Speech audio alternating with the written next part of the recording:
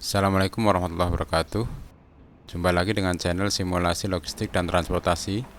Semoga kita semua selalu dalam lindungannya, sehat walafiat, tidak kurang suatu apapun.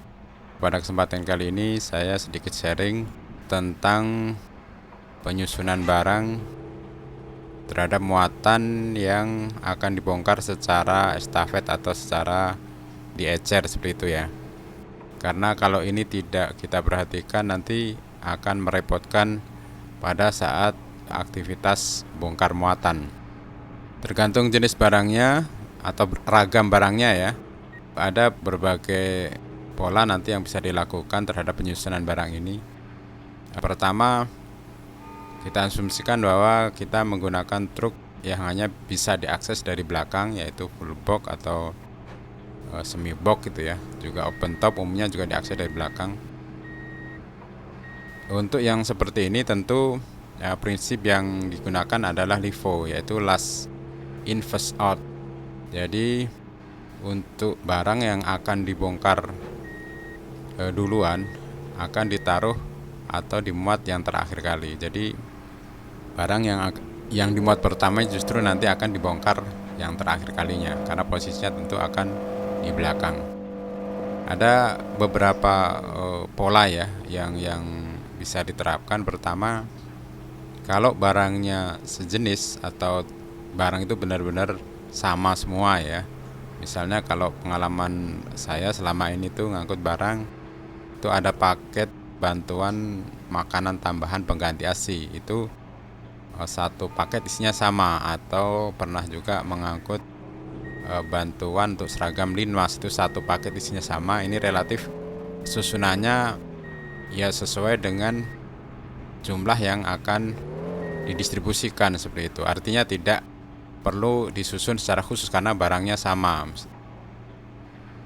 Kalau dari Jawa atau Jabodetabek itu biasanya bongkarnya di Jambi ya, Palembang, Pekanbaru, kemudian sampai Medan seperti itu. Jadi kalau misalnya jumlahnya itu katakanlah 1000 box gitu kan, nah itu tinggal dibagi aja per titik bongkarnya itu berapa seperti itu.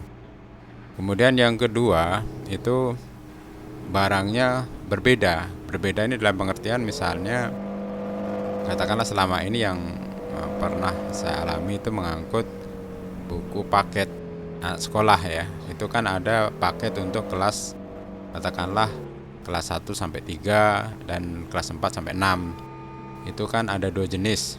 Atau misalnya lah katakanlah rokok itu kan, rokok produk dari BAT itu ya, atau Bentul itu kan ada bermacam jenisnya gitu. Ada Dunhill, ada Lucky Strike, ada Style Mail dan sebagainya. Tentu barang yang disusun itu masing-masing titik bongkarnya sudah harus sesuai.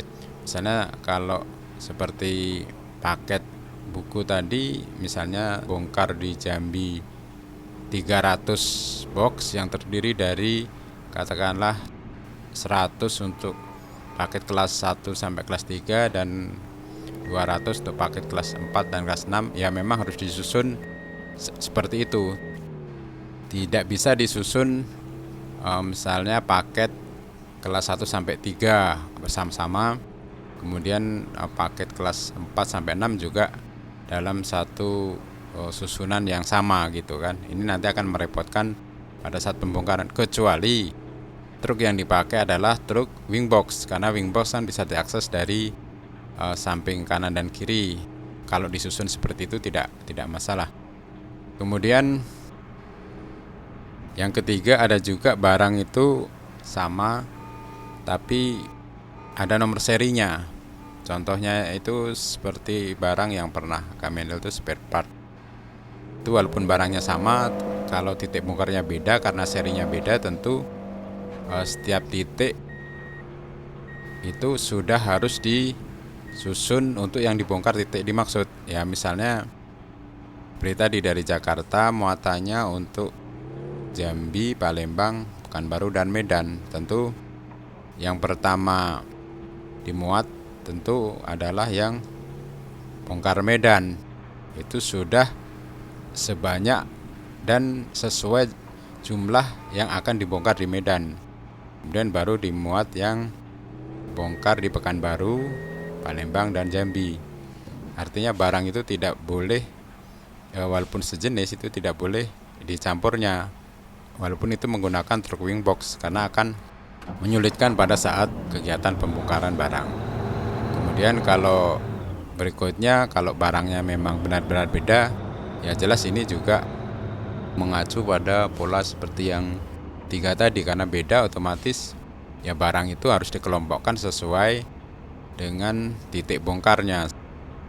Barangkali itu sekilas tentang cara menyusun barang, karena kalau susunan barang ini sudah tidak tepat sejak awal, maka pembongkaran akan susah, akan memakan waktu lama dan bisa tertukar-tukar. Itu pengalaman selama ini seperti itu. Bahkan kadang harus dicek bolak-balik ke gudang bongkar, karena barang ternyata ada yang katakanlah bongkar di Jambi lebih, ternyata yang di Pekanbaru kurang, seperti itu, karena dari awal barang itu kurang tersusun dengan baik.